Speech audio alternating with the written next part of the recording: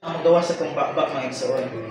Amen. Praise the Lord, no? Bulahan kay ka nga kanang witnesses na, no? Dili ang sila tinuod nga witness jud, no?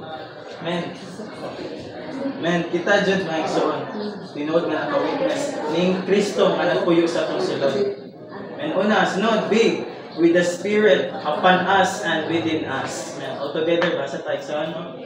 According to the principle revealed in the scriptures, to speak God, to speak for Christ, and to speak for Christ. Surely we need the Spirit.